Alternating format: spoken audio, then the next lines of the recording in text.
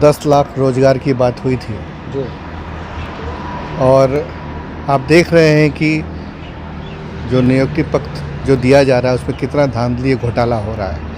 नमस्कार, news for nation देख रहे हैं आप। मैं हूं आपके साथ धीरज सिंह। बिहार में बीपीएससी के जरिए हुए शिक्षा भर्ती को लेकर 2 नवंबर को महागठबंधन सरकार की ओर से नियुक्ति पत्र बांटा जाएगा। हमारे साथ हैं बिहार बीजेपी के एनआरआई सेल के कन्वीनर मनीष सिन्हा जी। सर, 2 तारीख को बिहार सरकार की ओर से नियुक्ति पत्र बांटा जा रहा है जो शिक्षक अभ्यर्थियों को दिया गया था। क्या आपको लगता है कि बिहार में जो नौकरी के अवसर लगातार नीतीश कुमार और तेजस्वी यादव कह रहे हैं वो धीरे धीरे साकार होता हुआ नजर आ रहा है? देखिए, 10 लाख रोजगार की बात हुई थी जी। और आप देख रहे हैं कि जो नियुक्ति पत्र जो दिया जा रहा है उसमें कितना धांधली घोटाला हो रहा है।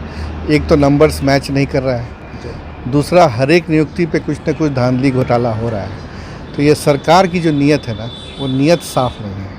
वो इसमें भी पैसा बनाना चाह रहा है। और आप पूरे देखिए तो अगर बिहार के बाहर जो लोग हैं, जो युवाओं हैं, उनको कितना अपॉर्चुनिटी मिल रहा है और बिहार के अंदर एक तो अवसर नहीं मिल रहा है और बिहार के अंदर जो अवसर पैदा हो रहा है उसमें धांधली हो रहा है।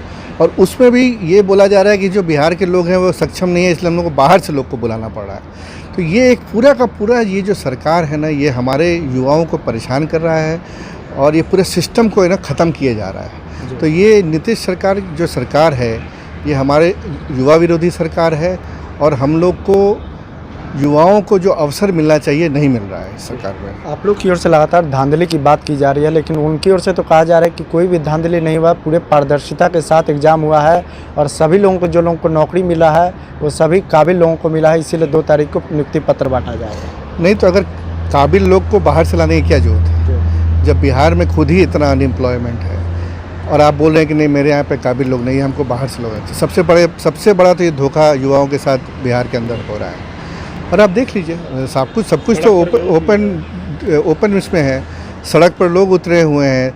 अब आप देखिए, मतलब ये चारों तरफ से एक बिहार के अंदर एक बहुत ही नेगेटिव और युवाओं के करियर के साथ एक बहुत बड़ा अन्याय हो रहा है। इसको नीतीश सरकार को इसको तुरंत इसको सॉल्व करना चाहिए पूरे इशू को। लेकिन आरजेडी और महागठबंधन सरकार की ओर से तो कहा जा रहा है कि खुद सरकार में रहते हुए बीजेपी कभी नौकरी नहीं दे पाई, आज जब हम लोग दे रहे हैं तब उनको परेशानी हो रही है। कहाँ नौकरी दे रहे हैं ये लोग पुराने, बहुत दिन तक तो आप देखें जो पुराना नियुक्ति पत्र था उसी को वापस से, जो हम लोग के समय जो सरकार थी उस समय के सब नियुक्ति पत्र को वापस से लोग दे रहा था। इन लोगों के पास कोई विजन नहीं है, इन लोगों के पास कोई फ्यूचर नहीं है। हमारे युवा परेशान हैं। जितना जल्दी ये सरकार बदलेगी, जितना जल्दी हमारी सरकार आएगी, उसके बाद जो विकास की प्रगति आगे बढ़ेगी वो रियल प्रगति होगी। एक आखिरी सवाल है, लेकिन उनकी ओर से ये भी कहा जा रहा है कि जो हम लोग नौकरी दे रहे हैं, जो महागठबंधन सरकार युवाओं के लिए काम कर रही है, उसी से परेशान होकर बीजेपी इस तरह के हथकंडे अपना रही है ताकि 2024 लोकसभा चुनाव में महागठबंधन का सामना करना पड़े। नहीं, युवाओं के लिए क्या कर रही है मुझे तो समझ में नहीं आ रहा है। आप अगर बिहार में रह रहे हैं और आप युवा हैं, देखिए एकदम परेशान है लोग। नौकरी नहीं है, अपॉर्चुनिटी नहीं है, एडुकेशन नहीं है, हेल्थ नहीं है, कोई सपोर्ट सिस्टम नहीं है। बिहार के अंदर आप रह के अगर आप बिहार में करियर बनाना चाहते हैं तो कुछ भी फैसिलिटी नहीं है। अगर आप बिहार से बाहर जा रहे हैं तो शायद आपको एक एनवायरनमेंट मिल रहा है और आप कुछ अच्छा कर पा रहे हैं, लेकिन बिहार के अंदर तो अभी बहुत ही बुरा स्थिति है। मतलब बुरा भी एक छोटा वर्ड है उसके लिए, बहुत ही ख़राब स्थिति है अभी। बहुत बहुत धन्यवाद। यह बिहार बीजेपी के एनआरआई सेल के संयोजक मनीष सिन्हा जी। दिल्ली से न्यूज़ फॉर नेशन के लिए मैं धीरज सिंह।